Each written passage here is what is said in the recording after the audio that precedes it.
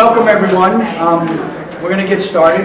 So my name is John Meister. I'm the Executive Director of Thrive Counseling Center. Thank you all for coming out on a cold night and taking the time out of your busy schedules to be here with us tonight. For those of you unfamiliar with Thrive, we are a non-profit comprehensive mental health agency located right here in Oak Park. We serve the people who live in Oak Park, River Forest, and the surrounding communities. Last year we celebrated our 120th year of serving the community.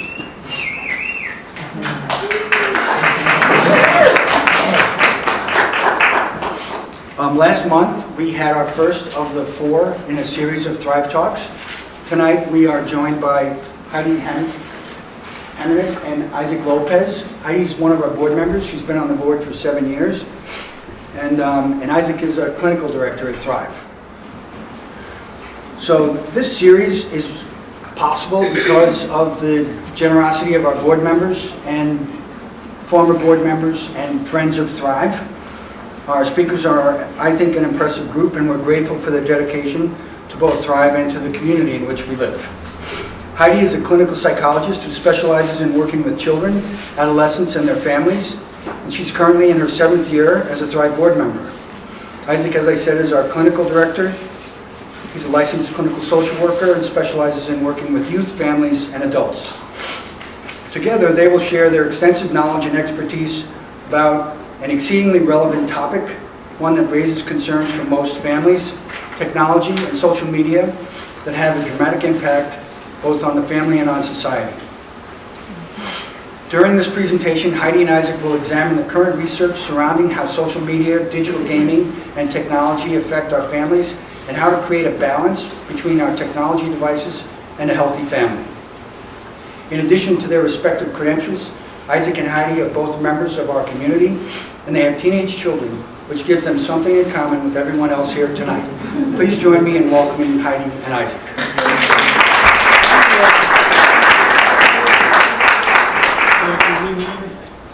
So we're not quite as full as we were the other day. Can you guys hear me okay? Yeah. Okay. Can you hear Heidi okay? Can you hear me? Yeah. All right. I question that because we're both movers. You're right. We don't like sitting still, and it looks like we might need to use this, and that's going to make it a little bit better for the video. Is that better? Yeah. We're going to do the best because we're buddying up on this, and we understand the challenges of having to do this. Right. Back and forth. But we're going to do the best we can. As John mentioned, I'm an Oak Parker. Everything we're talking about today isn't just because of research or clinical expertise. It's also about having to navigate the world for my own children. And what I've learned along the way, I hope can be helpful. And I think that that is something that you guys also bring to the table. I hope that you guys have learned some things along the way about what media looks like, what it is currently doing to the landscape of our families, and so we're hoping that this will be helpful information for you guys. Yeah, and I wanted to let you know in terms of my family, I have 2 kids, and they're twins, and they are in college now, so when this whole tech thing came down and the iPhone came out, they were, in middle school. So it was very different. We were right at the beginning of all this. And I can just tell you, I made a lot of mistakes. So, and I look back now, as I told someone, I'm sure if I went to my son's college dorm room right now, he would be Snapchatting. I have no doubt in my mind that that is occurring at this moment. So what we hope to do today is kind of give you guys a sense of, we've done some of the research out in the field to find out what's been going on, what are the latest ways to sort of intervene, to give you some framework and guidelines. But of course, every family's different, right? Every family has their own set of values, their own set of ways of, their own mix of their family, of the different ages of children, and we understand that. So we are not passing judgment. We've all been there, we know that it's tough, but we also want to put this in a framework for you so that you understand that this is just a new thing that's happening. This happened with television, This happened when radio came out. This also happened when people were just reading books. And it's when things are new, people aren't quite sure what to do or how to work with it. And we want to help kind of dispel some of those myths around it too. Heidi gave me a prompt. I have a 15-year-old and I have an 11-year-old. And we actually just talked about social media with my 11-year-old. And she asked me why she couldn't have certain things. And I told her, well, you know, we kind of learned our lesson. And she says, but I'm version 2.0. You learned your lessons. Can I have it now? I'm like, not so much. We can talk about it. I mean, those are some of the recommendations we're going to go through today. Some of those are research-based. Some of them are also life-based. And we invite all of you to raise your hand, ask a question. Ask a question if you have any concerns about any of the information, or if you have questions specific to you. I can tell you, I've been learning this as I go too. I am thankfully part of the Xennial generation, not Generation X, and not a millennial. It's better known as all the people born in the time of Star Wars. Okay? That means I function well on analog and digital. Kind of. However, how many kids do we have in here? You guys mind? Come on. All right. We both agreed that a lot of the stuff we have in here, I hope I see you guys giggle. I hope that you guys are like, yeah, we moved on from that. Because there's always something new. So some of the information we're giving you guys, the generations are always moving ahead to the next app, the next thing, whatever's cool, whatever's hip. So if you guys have questions about any stuff, we're more than happy to contribute, have you guys contribute to the talk that we're giving today. Okay. And just so, I'm a baby boomer, so I was in the Pong era. That's what, and when I went to college, we didn't have computers yet either. So we typed everything out. So this, for those, we've covered it pretty much in terms of what we've grown up with. But of course, we all have different anxieties regarding this. And I think for me, when this, since I work with so many children and adolescents, these issues kept coming up with the families that I work with over and over again. And so I had to learn about tech and quick. So we wanted to share what we learned. Overall, our biggest thing that we want to move from is moving from fear to empowerment for everyone here. And to take you through the steps about how to do that. So we want you to learn about tech. We want you to be open to conversations with your children, because when you do that, it helps you to be purposeful. It helps you to feel more of a sense of control when there sometimes feels like you don't have any control over this with your children. And it helps you to align with the values that you want to share. So again, we're not saying that everything we put up here fits for every single family member, but something's going to align for you. And you're going to know what's going to fit for your kids, okay? So again, moving from fear to understanding and empowerment. So what are we talking about today? And I'd love to get some feedback from all of you. When we're talking about technology, what does that mean to the people in this room? Does anybody have any ideas? What is your biggest struggle right now managing at home? Gaming. So Xbox, PlayStation, phones. What else? iPods, social media, YouTube. I have some wonderful stuff about YouTube for you guys in a minute. What else? What are we struggling with? You know, the demise of the urban area, so Chicagoland, and I count Oak Park in that. Some research came out a long time ago, and they said, you know where the demise of like neighborhoods and families, and you know where those two things started? And it said two things: air conditioning and cable TV.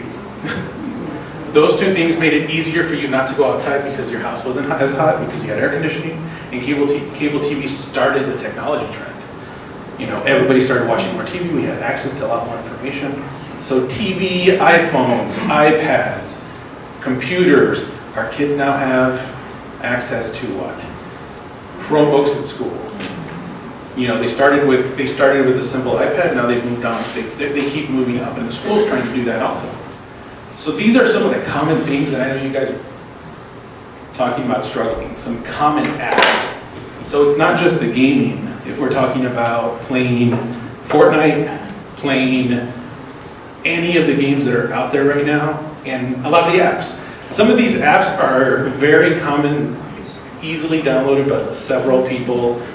There are some of the top downloaded apps. And I'm going to give you guys access to how to evaluate these apps and whether or not they're good for your family and for your kids as well. YouTube, Instagram, and Snapchat are the most popular online platforms among teens. 95% of all teens have access to a cell phone or a smartphone. How are we doing in percentages for the kids in the room? Does everybody have a smartphone? Pretty much. Do all of the kids in here, do all your kids have smartphones? You have access to them all 24/7. And then also, looking at all this technology, I have a wonderful question for you guys. What are some of the good things about this stuff? Because I know we want to demystify it, we want to normalize it, we want to help you guys have tools, but what is the good part about technology? Because we don't want to just shade all darkness over technology and be like, put it all away, it's horrible. What do you guys think about the good pieces of technology? You can get them, you can find them. You can get them, you can find them? Yeah, you always know where your kids are. Unless they learn how to turn that part on. Which a few of you probably already did. What else is good about it? Instant. It's instant. It's also a resource. So my father used to say, you know, what's the word? Well, look it up in the encyclopedia. We're like, yeah, right. And then we just keep going on. They were beautiful books on the thing, but we never opened them. And so, but my kids, if they want to know about something, they'll real quickly just go to their phone and look it up. How often did you travel here to a library to try to get information? You know, there were even studies on whether or not high school was necessary. You have Google. You have access to all this information. So we don't want to discount what the good things are about technology.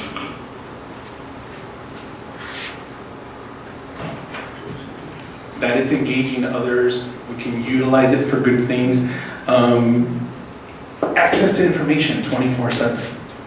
Heidi and I were joking because one of my favorite stories is a father who tries to restrict their Wi-Fi to their kids. And so one day he posts a math equation on the refrigerator door and says, you can have the Wi-Fi password when you figure out the answer. And so the kid texts his dad like 15 minutes later, says, thanks. There's an app for that. He took a picture of it, the app figured it out, gave him the answer, he was online. He goes, well, don't worry, I took the trash out anyway. Nice try. There's an app for everything. And some really great apps, like what I use a lot is Headspace, anyone for mindfulness. And now I don't have to make these relaxation tapes anymore like I used to, and then the kids would cringe like, oh, Dr. Heidi, your voice, it's just not right. You know, it doesn't, it just was weird to have them listen to me. Now I have Andy on Headspace, and he does mindfulness relaxation, and it's absolutely awesome. And other kids, they do the little coloring, the mindfulness coloring stuff on the app too. So there's some really good ones. Challenges. Challenges. What are some challenges of tech? Some of the negative challenges? Addiction. Addiction, okay, absolutely. Sleep deprivation. Sleep deprivation. Tell me about, so is that staying up all night? Play with their phones. Playing with their phones all night long, not getting good enough sleep, very important. People's brains are atrophying, they don't think anymore. Not thinking anymore. There's an app for that. Also, I heard that in Honolulu, you can get a ticket for inattentive walking. Because too many people were. Oh yeah, hitting on their cell things, phone right? And run over. Right. Run over by cars, yeah. Right, So that could be one. absolutely. Okay, kids, I know at FOMO, does that work for kids? Fear of missing out. Yes. Fear of missing out. That tends to be one of the big ones for kids. When I speak with them, it's like, but I have to talk to them. They wrote to me, I have to respond back to them. You know, and there is sometimes a difference between girls and guys. Girls, there tends to be a little more pressure to have to respond right away. Guys can sometimes say, whatever, I'm not going to respond, I don't care. But it's still there. It's still there. How about ergonomics and posture? Oh, yeah, absolutely. I'm there. Like I go, you may see me go like this from being like this, because my phone, the good part is it's my office, so I can have it with me. But I'm like this a lot too. And you're right, posture. It crowds out activities. Absolutely. And we call that part, it's sort of, is this, okay, the challenges, yeah. It distracts away. When we'll also look at this, hold on. It displaces sort of that family time, displaces social time, right? How many of you, does this look like you'll be watching television and then everyone has their device out, right? Or three while they're watching television. And then guess what? Ding, ding, ding, ding, right? Constant bombardment, right? And think about the anxiety. I want a roll call right now. I just think it's fun to do these things. Okay? How many of you guys in this room have been on your phone? And then somebody says, right? And then somebody says, hey, it's time for dinner. And you're like, wait, what time is it? I just went through this long trail of YouTube videos and I couldn't stop following the trail. So 2 hours went by, 3 hours went by. What are we missing out while we're right here all day? And it's so easy to do it too. So again, some of these, constant bombardment, always on, never being off. I know there's sometimes, hey, it was great having the phones, but now if it's your office, people expect you to answer immediately. What, you didn't answer my email? You're like, it's 10 o'clock at night, come on. But people want immediate answers, and it's tiring. It can be very tiring. Things that I've also had with some of my clients have been things like, well, if we set limits, will our kids be really mad at us? Are they going to, and we say that, I mean, I know when you see this, it's like, I don't care if they're mad, but when you're in the situation, you're like, oh, I'm tired, I'm home from work, you're not fresh, you're just like, I don't want to have an argument with the kid, right? Those are some of the stresses, the pulls and the pushes that you have within that family system, which I'm sure Steve talked about last week, those pushes and the pulls that you get of when to set limits, when not to set limits, and the stresses in the family. Now, the big one too, how does the parents' technology use interface with kids?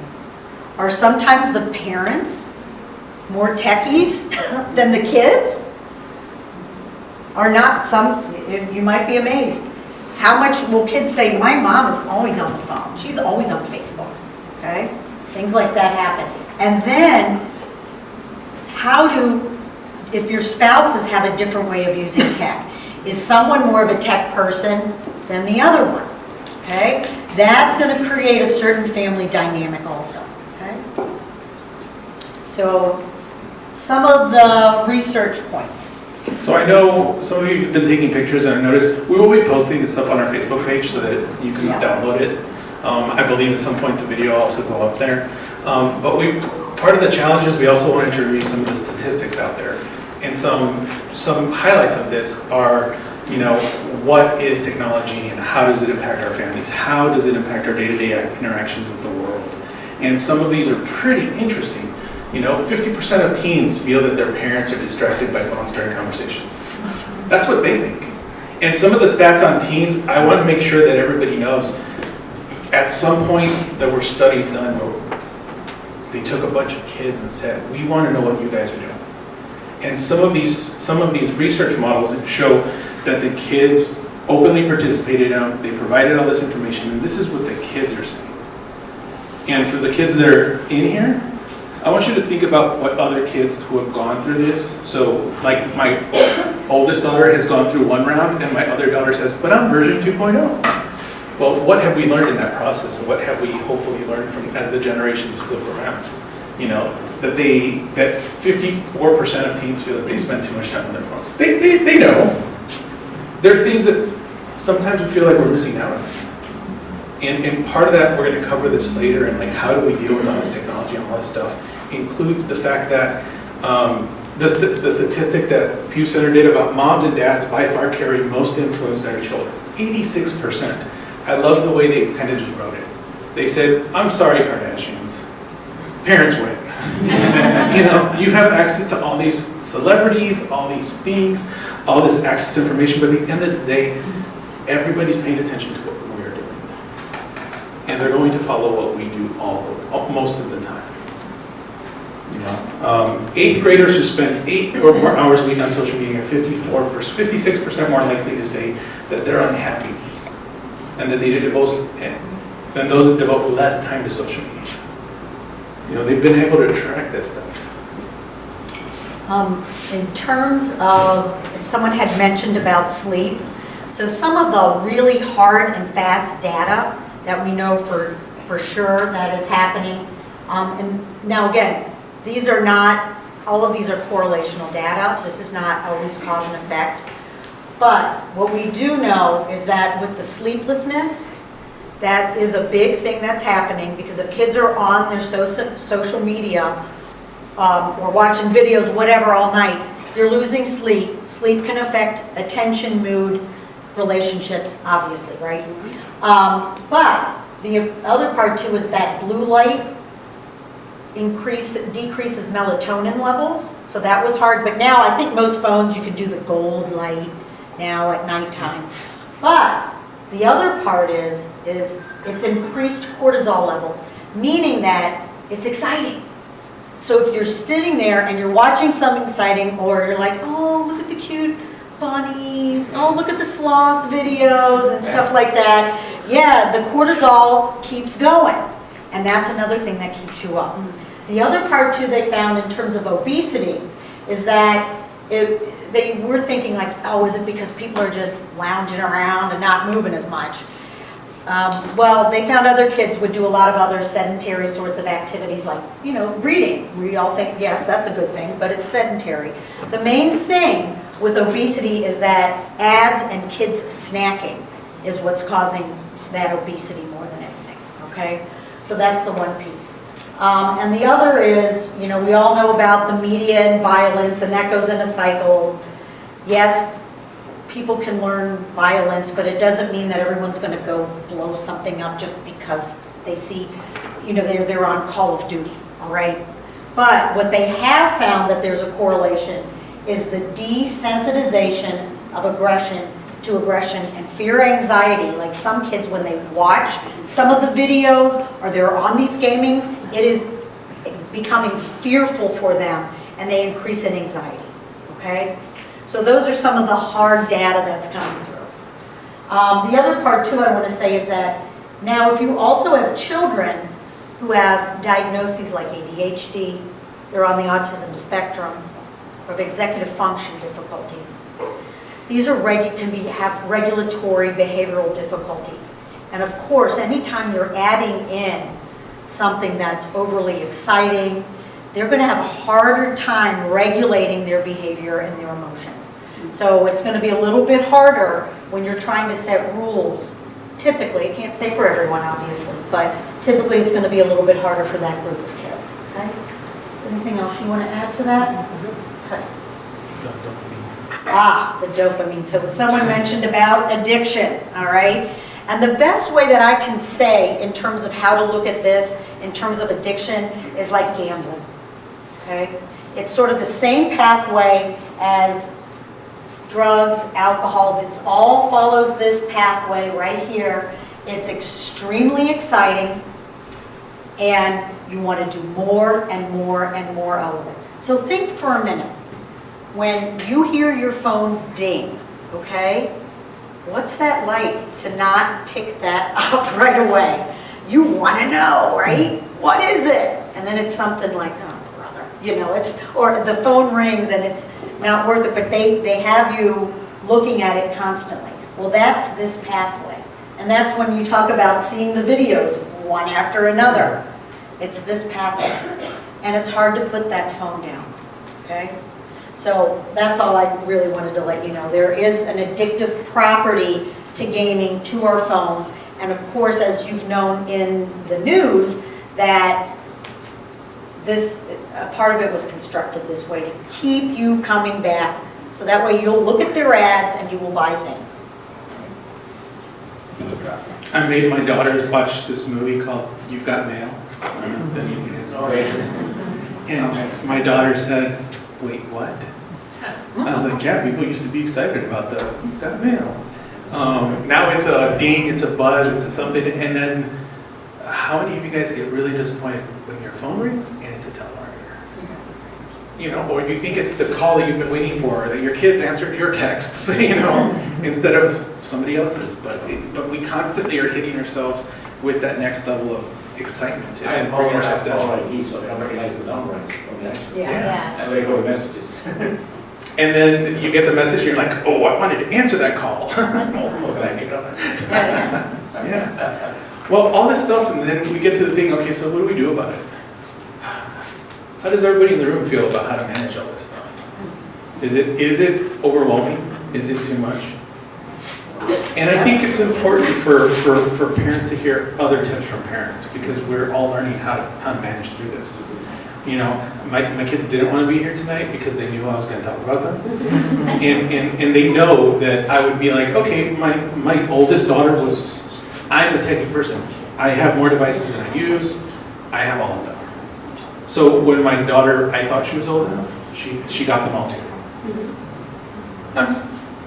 We learned that was a mistake. and so while we're doing this, we're constantly throwing this information.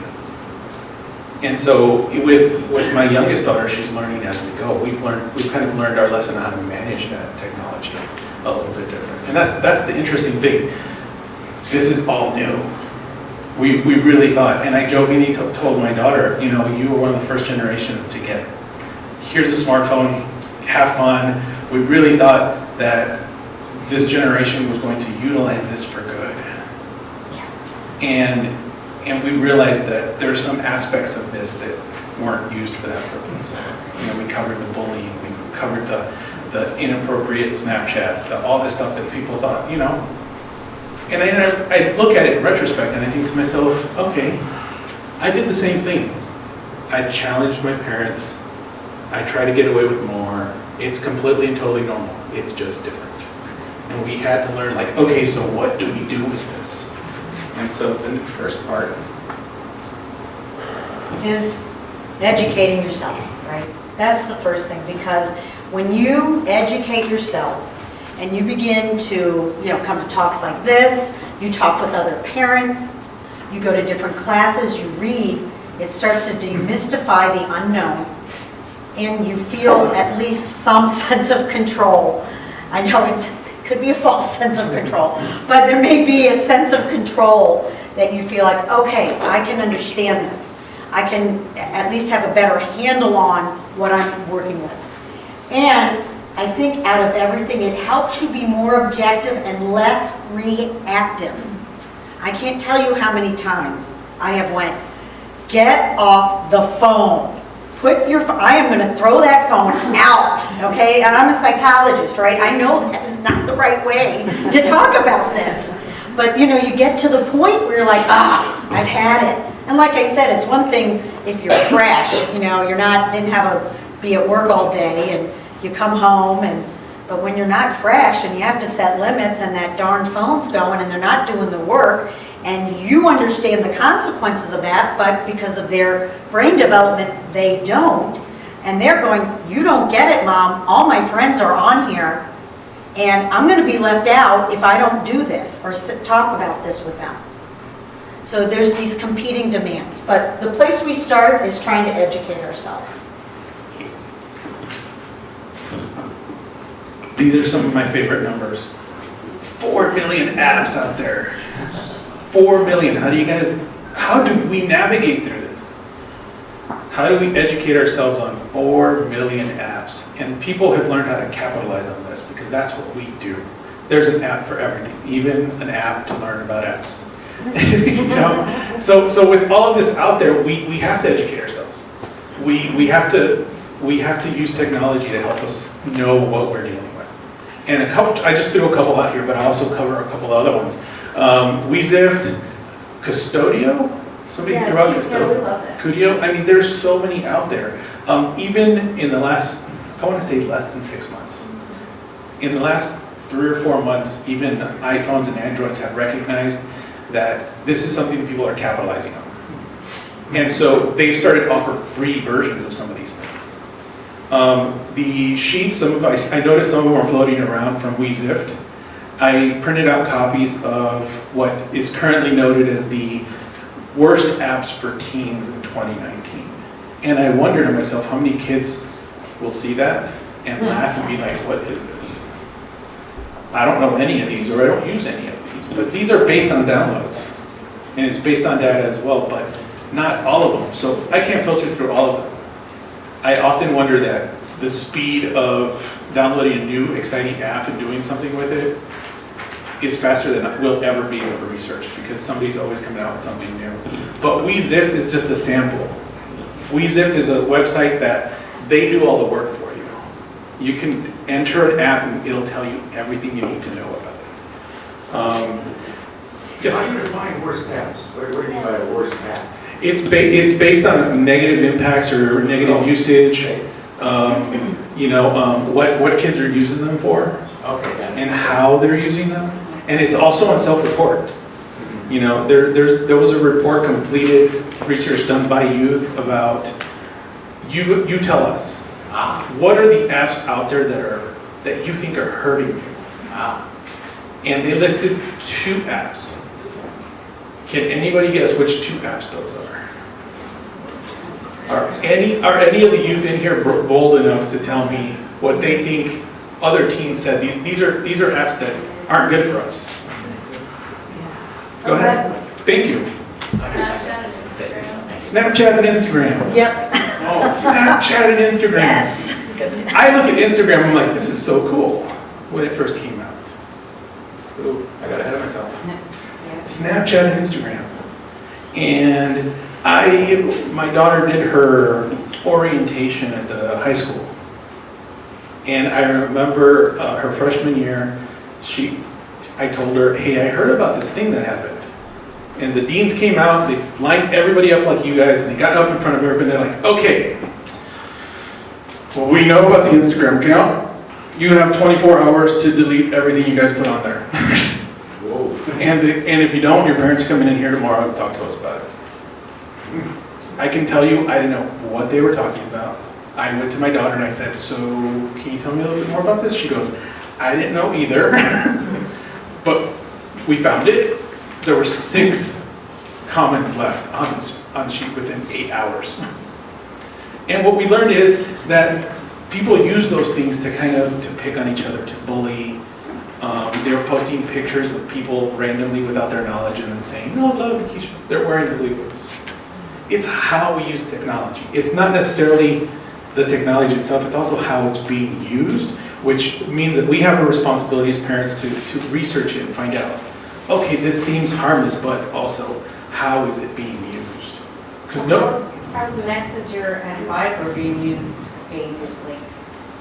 again, a lot. Most of those are being used as tools for either bullying, or they're being tagged for inappropriate content. There's one app on there that talks about it's Live Me. And the Live Me, actually, there was a big story about how predators have been utilizing it to try to talk kids into doing things. And I would have never thought of that initially. I would think that my daughter was making a YouTube video or something like that. But it turned out that all these other ulterior motives and people who want to abuse something are going to find a way to do it. And people, and similar to you have to take your phone to your bedroom, because that activation, they need that. They're going to find a way to get there. They're going to sneak downstairs, they're going to find it, they're going to put it away, put it back before you wake up. We have so many devices that on the, iPads, everything. So learning about them, I use TeenSafe because I actually appreciate it. I use lots of different apps. I've looked at lots of different ones, and some of them, not just this one, but it also tells you what's on their phone. If they download something, and you don't have your own phone's parental controls, which notify you, so-and-so would like to download an app. You can research it, you can read what it is, you can find out what information they're gonna get by using it. It also tell you the parental rights, like this app is appropriate for 18 plus. But what it does is it lets you know what's actually on their phone. And it'll give you a description of what it is. WeZift also, for me, it's useful because it also includes a parental advisory. Like, we don't recommend that certain age groups have these. And they'll tell you why, which I think was very helpful in determining, maybe I don't want people to be using these. Honestly, that part was frustrating for my family when I finally started doing it. Because I had to take all the phones, Okay. and then I had to set up their username so that they would all fall under one account. So our children's accounts are linked to me and my wife's. So they want to buy an app, my wife and I get notifications. And either one of us can respond and approve. You know, so that's part of the things that are free and they're on your phones now. But it does take a little work and having to navigate through that a little bit. So you have to have the device. You can, Yes. and we'll talk about this more, but I can even mention some of the parental controls and some of the things that have been brought up tonight. There's easy fixes for that. You can let your kids take their phones to their rooms. Now there's a parental control where you can just tell it, but it's not going to be able to do anything until from 10 p.m. until 7 a.m. It's useless. It's a useless brick. You can also even acknowledge what apps they're allowed to use and at what times. So there are these things that are now being incorporated into the technology, and researching it and becoming educated on it is the best thing that we can do. It's the only way we have a fighting chance to stay up with it and make sure that we are aware of what they can use. So the other part, I think that's important to go over is, again, being the tech user you want your child to be. We know it's a lot about modeling behavior, right? So you think about that little kid, you know, and how much, remember when your little kids were little and how much they modeled you, okay? The same thing's gonna happen. If your child sees you on your phone a lot, guess what? They're gonna be on their phone a lot. This happens with other things. If children who see their parents reading, those kids are more likely to read it, okay? So you need to think about too, especially when they're younger, okay, and modeling that. What are you doing? How are you showing? When you're with them and at dinner, are you always checking your phone or not? When you go out to dinner, this one even, and I'm guilty, I'll raise my hand right now. I'll have my phone, I'm not looking at it, but the phone is right there on the table. What the heck? This is more important than my family time with my kids. And so I would like everyone just even take for a few seconds and think about right now, how do you model your phone use at home? And what do you need to do differently? And how important are you making that phone? Okay? And I think someone brought up about the safety issues. That's another one too. You know, also, hey, you're on your phone, your kid's at the park or swimming. That could be a big problem, right? You need to be attentive to what your child is doing, obviously when they're younger versus older. Okay? You want to talk a little more too about that? Yeah, I'm standing here and I've got 2 devices on me right now. And I can't tell you how anxious it makes me to know that my wrist is buzzing. I can't check it. Yeah. And I know that I teach my kids this. I know that they're watching me and I know that they're like, oh, Dad's gonna check this thing, what are you looking at? They'll start talking to me. I can have a conversation with a person here and I can honestly tell you, you'll start talking to me and I'll be like, okay. And I think what that does to the quality of that relationship, you know, because and as a social worker, I do have the problem of trying to turn that part of me off. But when it's on, I tell myself, what am I communicating to someone if I'm not looking at them, if they don't feel like I'm connecting with them, and I'm saying that is not the primary reason we're talking. So it's no wonder why sometimes I'll ask my kids, hey, do you want to do something? Like, why? You know? But that, it's definitely that, creating no tech zones.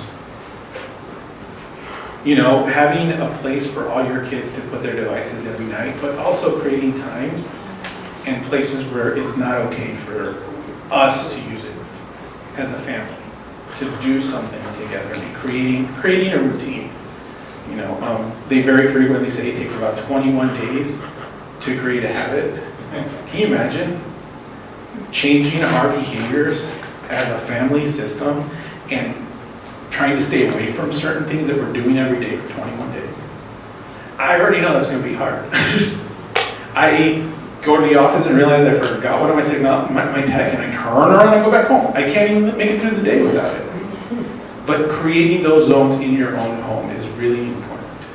And I think the verbal narratives too, where, you know, you can model to your kids about what was hard, what wasn't, like, oh man, I can't believe I watched all those videos today on baby sloths. I'm the baby sloths, the baby goats. I'm like, oh, they're so cute, right?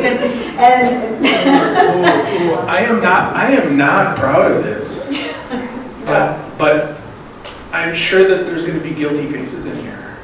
There's been probably a couple days where I'm coming to the office and I might look a little tired. Somebody goes, you look a little tired today. I'm like, yeah, you know, I had 20 more episodes to go and I had to get through them before the weekend was over. It's so good, I need to know what happened. Our kids see us doing that. right. But when you talk out loud and you can verbalize the difficulties that you're having, because it's the conversation that you're going to have with your kids, okay? It's not a conversation that's one and done. It's a conversation that is ongoing, always, all right? And it's actually a model for many more things, not just tech, these conversations that you'll have, okay? But it's saying, oh man, I saw a real negative post today. I can't believe somebody posted that. That gets you into a conversation with your kids about that. And they get to see that, how you're interfacing with tech, okay? And that comes to the next part, getting involved with your child with tech, okay? So when they're younger, you know, you want to be able to, and I'm going to go forward here for a minute. At times you're going to sit with your child, and when they're little, and your tech can almost be like you're reading a book to them, right? Look at this. What does that say? What color is that? How does that person feel? Okay? And there's going to be times when you can also do that with your older children, teenagers, when you're watching a movie. Does anyone do that now with their kids ever? Do your kids let you ever do that with them? Right? No. Shh. And it's okay. Sometimes that will happen. They'll want you to be quiet, but sometimes you can interject, or when after it's over. Yeah, afterwards, exactly. So what kinds of things might you bring up to them after a movie? Well, if they liked it, I was shocked. We actually took them to see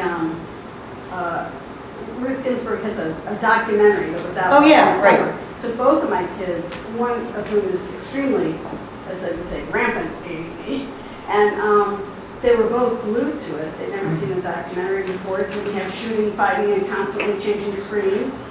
And they both liked it, and they were both surprised. And so I would start talking to them, so what did you like about it? That's it. What about it did you like? That kind of stuff. Right. And that's the same kind of thing you can do with the technology. What do you guys like about Snapchat? What's good about it? What's not so good about it? Okay? You get involved with them to understand what it's like. Or this is what I like about it, this is what I don't. Okay? And looking back here too, again, you're going to want to obviously test out apps and games before you buy them if you can. All right? And I did find, these will be up here, quality products. A lot of these, in my work, in my research, these have been really good ones in terms of helping you give information on good products out there. And you can always have your kid teach you. How cool is that, right? Show me how to do this. What do I do? How does this work? Older kids will like this, and they're done in 2 seconds, right? So those things can work real well. The other part I want to go over is having the conversation. So why did I put having the conversation before setting limits? In working with families, you need to have connection. You need to have a relationship with your child and understanding before you can set limits. Because if you come in right away and you just set limits, get off the phone, you've been on there all day long. That's all they hear. They hear that womp, womp, womp, womp. And they're not going to listen to you. You need to have that connection. They need to know that you understand at least some of it. You may not understand all of it, but at least you understand something about their life and what technology is for them and what it means to them. So by having that conversation first is going to have much better chance that your structure and your limits are going to work. Okay? Now, if you have the conversation only without structure and limits, that may get you so far. You got to have both, all right? You'll keep having the conversation over and over if there are not some boundaries. So I'm going to kind of pull through some of this real, in terms of the conversation. I'm just going to touch on this again. These slides will also be up on our website. But when you're thinking about the conversation, and this is by Anna, I hope I pronounce her name correctly, Hamernik. She has an excellent book, and it's in the bibliography, about how to have these conversations. And the main thing that she sort of broke it down real nice in terms of, you want to, as parents, we want to do socialization, which is the golden rule. We want to teach our kids, how do you treat others on tech, right? Obviously, this doesn't just go with tech. It could go for many things. But how do we treat others and ourselves? How do we be kind to others? We look at self-regulation, which means, how do we filter out distractions? How do we not always go to tech? I want my tech right now. Can I have it now? Can I have it now? How do we learn to self-regulate ourselves? And then safety. We want to teach our kids what is a safe, what are safe apps, what's not safe, what if somebody bullies us, what if we see a friend that's getting bullied, what do we do? How do we create that safety net? So these are some ways that help you to move again from that fear to empowerment. And this is what helps with the conversation, and something that Anna again talks about, understanding their whys. And that's where again, I talked, press the wrong button. What's energizing or draining about Snapchat or Fortnite? So if I can get a child or a kid, an adolescent, anyone, what's great about Snapchat? Anyone? Or parents, what? The bunny ears? The faces? The streaks. The streaks. Love those streaks. The streaks. Okay. I had a parent, my wife and I had a parent moment when somebody was talking about streaks and we didn't know what that was. And I was like, okay, I'm old now. That's how important. So will someone Does anybody know say? what streaks are? No. Does anybody want to share? It's when you post something every day. But you have to do it, I think it's And you with have to certain do people. it, yeah. So it's like, you might have a streak where you've talked to your friend Joe 10 days in a row, 11 days in a row. So these kids will have these streaks with different people, like hundreds of days, and but as soon as you break it, you have to start counting over again. That's a streak. So when they, like I said, they go on vacation, the kid's not going to have a phone for whatever reason in other countries. The other one will get their password for them and do their streaks for them, so they don't lose their streaks. That's how important they are. Wow.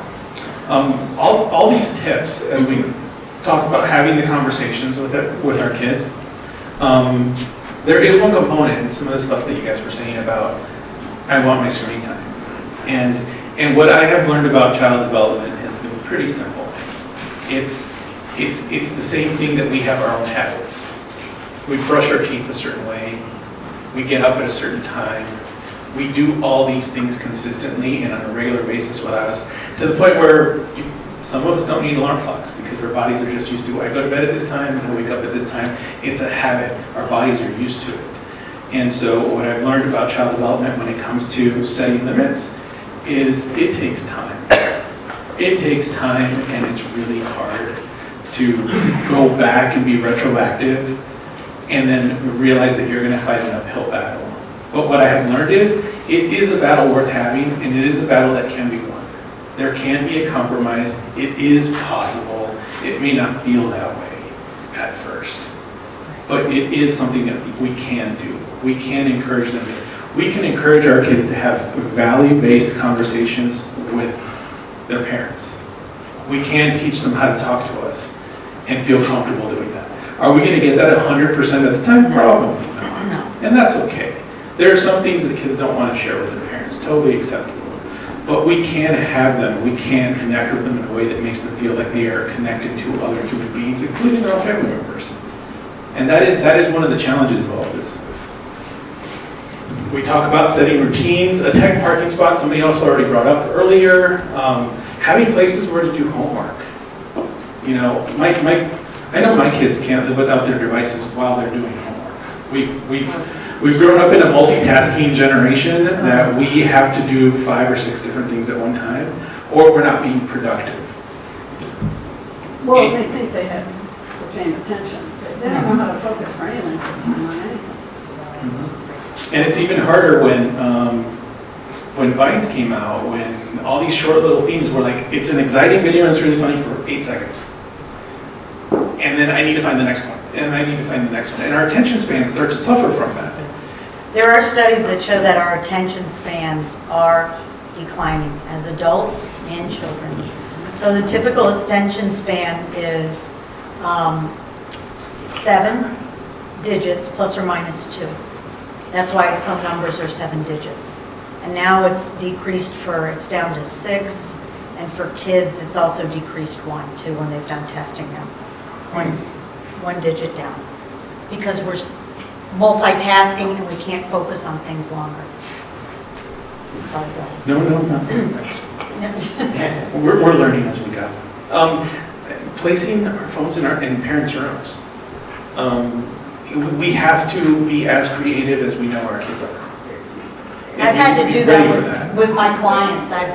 Some of them, the kids, they would sneak down and just get it. They had to put it in the room. It just until they broke that habit. Okay. Now again, when we're talking about these things too, we know that things go in steps, right? We're not saying go in and totally revamp everything that you're doing. You know, you're going to pick one goal at a time and slowly move toward that, okay? Or you start with conversations first, then move in with the structure, okay? We get that not everything's going to work for every bit of the family. But again, I've had kids, they've had to have the parents put tech in the room. And the other one I always find is, I need to listen to music. I have to listen to music. And you know what? It's only music on the phone. It can't be anything else. It can't be music on a radio. No. It can't be. It has to be music on the phone because that's where my Spotify is. And yeah, you guys feel the pain with this, right? Yes. And you know that you see they're not following directions. You've had the conversation. Okay, if we will you can try to listen to the music, but if I see if you're not doing your work or getting the grades, then we're going to have to re-talk about this. How many people have had that conversation? Yeah, right. Exactly. I think the fun part of putting this together for everybody was also like Heidi and I like sharing some of the stuff that we learned along the way. And that one had a fun solution that I told her, oh, that's an easy one. Bluetooth headphones. Right. Your phone's right there. Your headphones go 30 feet or more. So you don't need it. Listen to your music over there and do your homework. So that we don't have to worry about streaks. We don't have to worry about checking Snapchat. We don't have to worry about all the texts coming in. Listen to your music and do your homework. I was like that. That was an easy fix for me. It was also an ugly battle to get there, but it was also something that we came up with. Right. And I think, again, it's really important, that whole bedtime routine. You know, studies have shown that if you're trying to end screen time an hour before bedtime is the best, and park it somewhere, not have it in the room. In terms of finding a balance, I mean, there is no right answer here. It really is what works for everybody in this room. What works for your family, you know? And what Heidi said, we don't expect you to take every tip, download every app, and go, we're taking over your phones, turn them all in and do this. We're saying, okay, how do you find balance? Like, what are apps that we want our kids using? What do we want them using it for? We also want to make sure that they're sleeping enough, which they don't sleep enough. That's already been discussed by so many studies that our kids are not sleeping enough. We probably are not sleeping enough as well as a part of that. So finding a balance that works for you. What is that balance look like?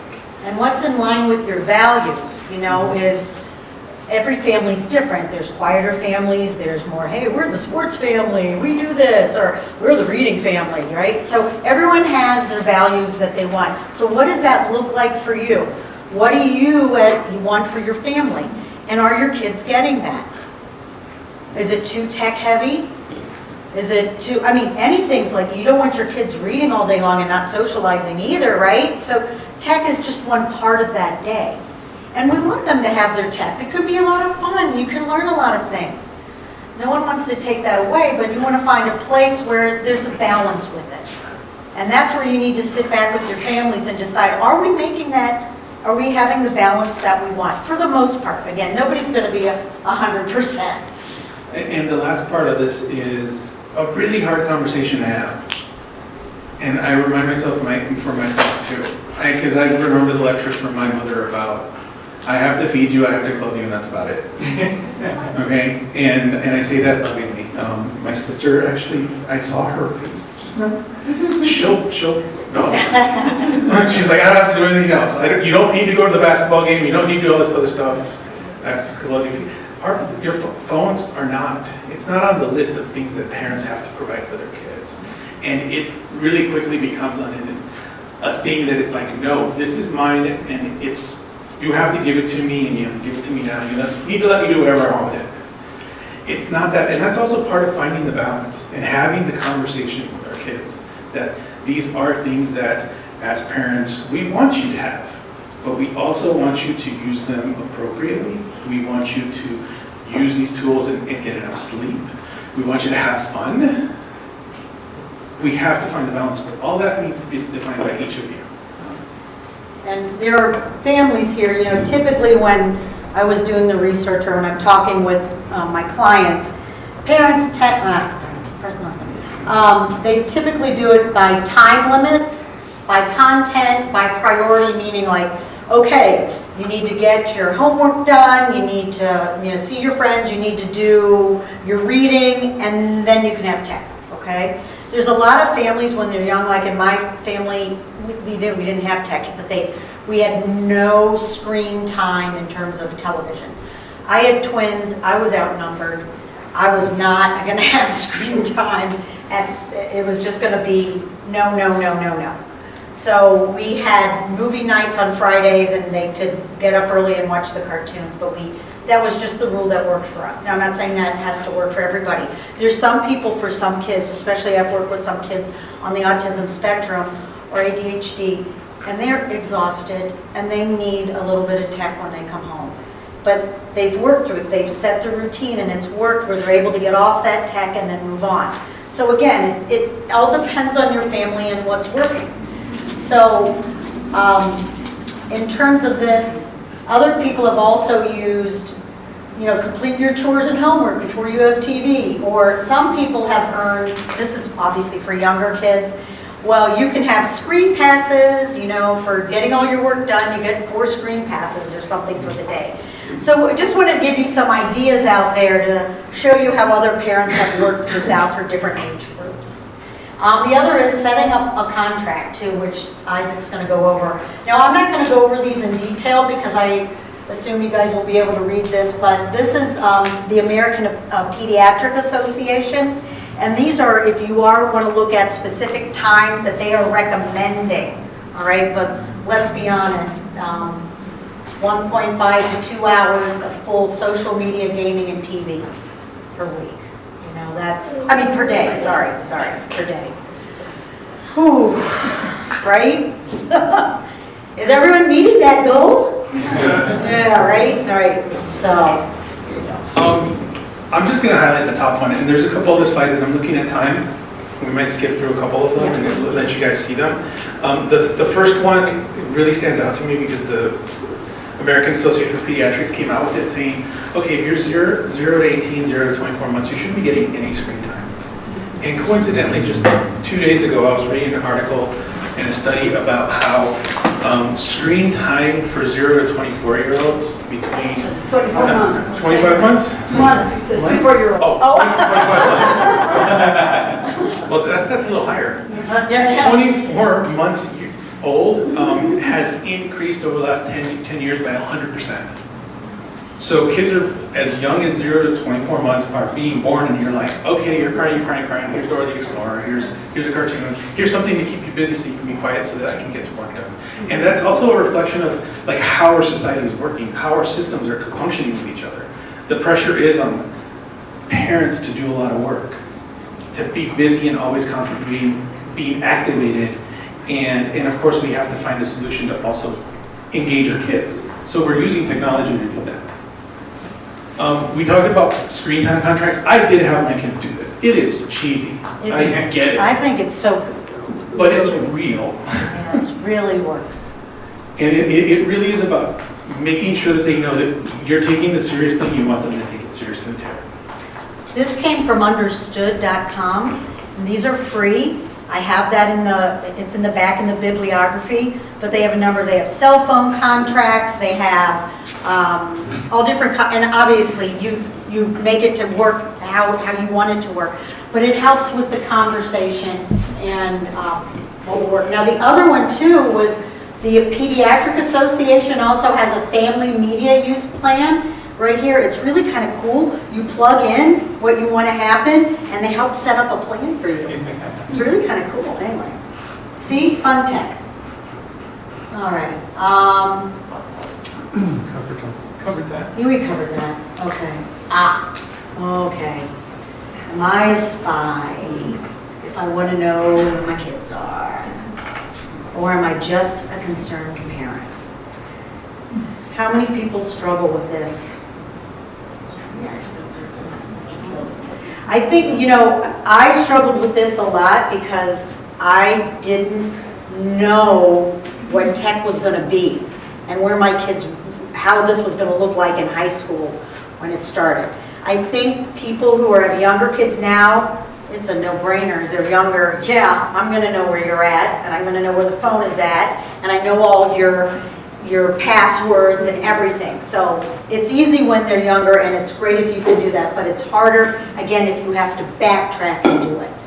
At this point now, I mean, even with my own kids, they're in college, I say, we want to know where you're at, and it's for safety reasons. We're not going to check on you every moment at all, but we want to know just in case if we need to find you. And they've been pretty good about that so far. Do you do it through Apple, through the iPhone, where they can turn it on? No, I mean, I don't even want to, my kids aren't here, but somehow my husband's phone is connected to their phone. We get everything. Sometimes we got texts, and we're like, oh boy. Not all the time, but it would come through and be like, they're in college, where's the party? And you're like, okay. So, yeah, anyway. We lucked out on that one. But I would say, again, in terms of balancing it, it's really about, I think first you have to go in. Is it a trust issue that you're dealing with, or is it a safety issue, or is it both?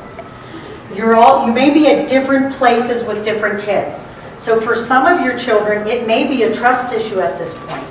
And you're coming in like, I need to know. I am really concerned about your safety, and you have lied to me so many times about your tech use that you have to approach it in a different way, okay?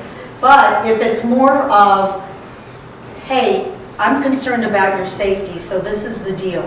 You get this phone, I need to know the passwords, but I'm going to promise not to look at your stuff unless you give me a reason that I need to look at it. And I may, every once in a while, pop in and look at it randomly.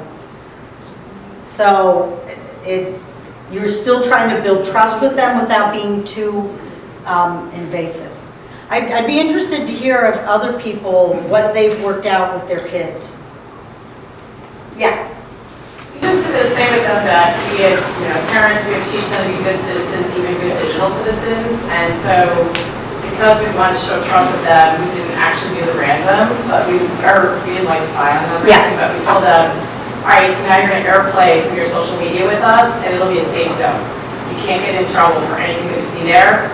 But we wanted to have the dialogue about what was happening. And so we never punished them for anything that we found there. We just had that. And frankly, we didn't do it frequently enough. But I would say it was enough where, there was some oversight and some dialogue. That's great, good. So, and then, I've had other kids where it's come down to some really bad cyberbullying.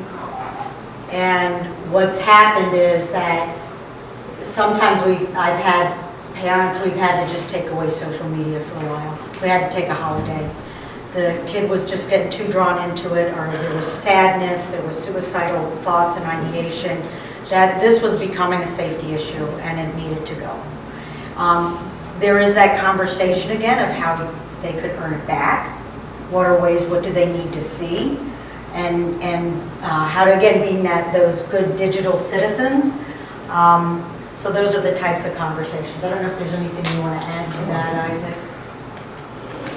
I think I'm going to skip through Yeah, a little bit of the cyberbullying. I think what part of the conversation is also our kids need to know, and I think most do, what we're doing on our phones, on the internet, the photos, everything exists somewhere. And if you post something, it goes on forever. And even Snapchat, it's supposed to be the secure, the private, everything. How quickly people learn how to find a loophole around that. It disappears, but if there's 4 people in the room, somebody's going to get a copy of it. And then it's forever and it follows you. And it has some really negative consequences to it. When you realize that, I made a mistake. There used to be times where you could make a mistake and you can learn from it and apologize to a couple of people. Now we're in a society where you don't just have to do that, but you have to apologize. It almost feels like to the world. If you accidentally go viral, it's a big deal, and it goes on forever and over and over and follow you. We are going to get down to we've been talking about this a lot, using text to monitor tech, and this is from Consumer Advocate. It is the top apps that they have rated as, these are the ones that you should research, you should go to, you should find which one works for you. Some of these are also free. Screen Time is free. Family Time is, I believe Family Time is the Android store one. Some of these are free, but these are the top ones that you guys can utilize, evaluate for yourself, and find a fit. Maybe you don't need that, and that's also part of building trust.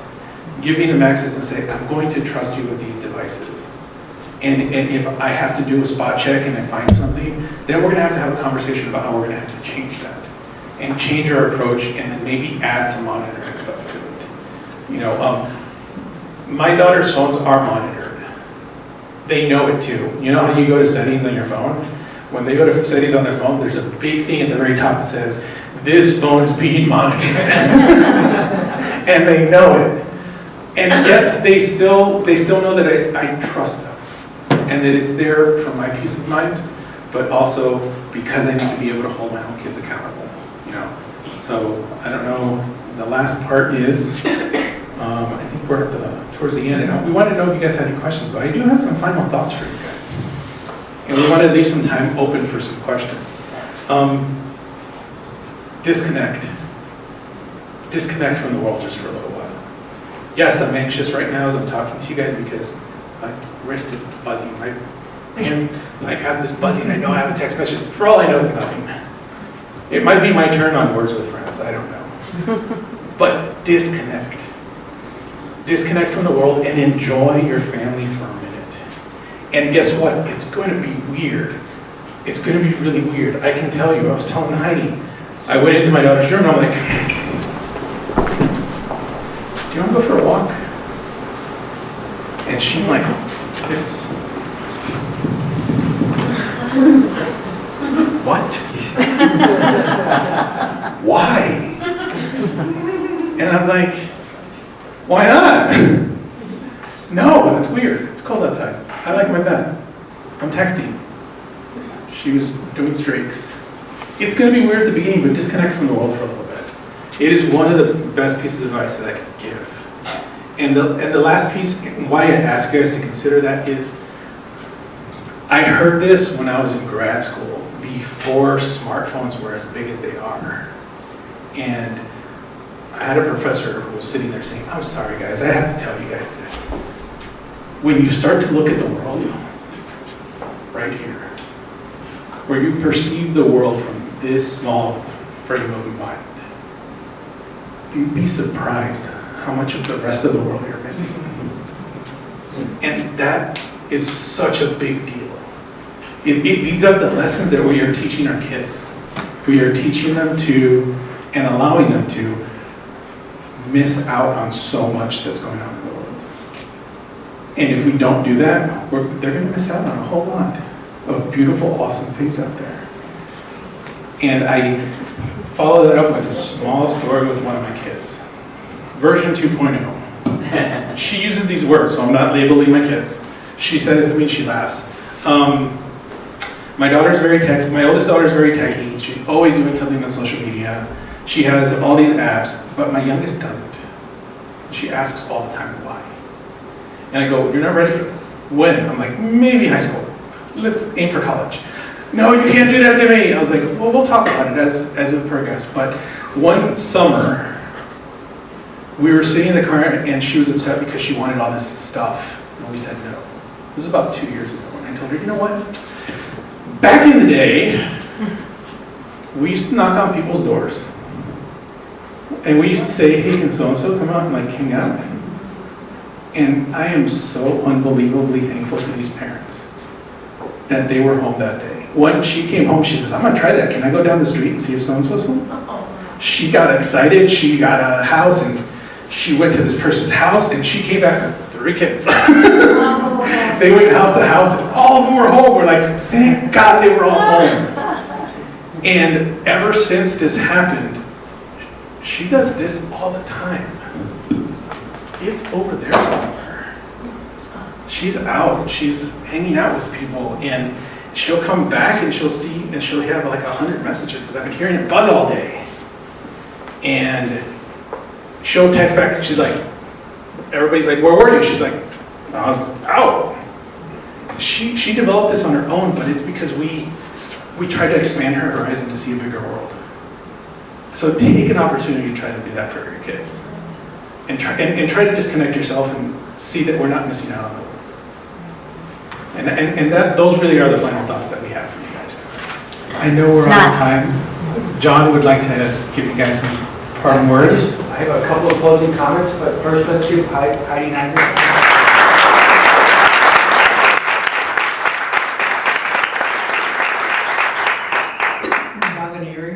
And then just a couple more, things about Thrive. We are the mental health services agency in Oak Park, and we serve both Oak Park and River Forest. I said earlier, we've been in business for 120 years, and we think we're doing things that are relevant to you today. We don't have all the answers, and so if you have ideas about subjects that you would like us to present in a future Thrive Talk, please don't be shy. Look on our email, send us a message, and we'll try and design something to meet your needs. We are here for you and for your families. The next one of these talks is going to be on March 21st with Darby Moorhart. She's a very close friend of Stephen Parker. She's also an associate professor at Northwestern University, and her talk will be on caring for families living with a loved one with dementia. So also keep in mind, we lose money on everything that we do, and so if you feel inclined, go on our website. If you can make a donation, any size donation would be very well received. We're a not-for-profit, and we're doing things to try to serve you, but we also need to keep our doors open. So again, thank you all very much for coming tonight.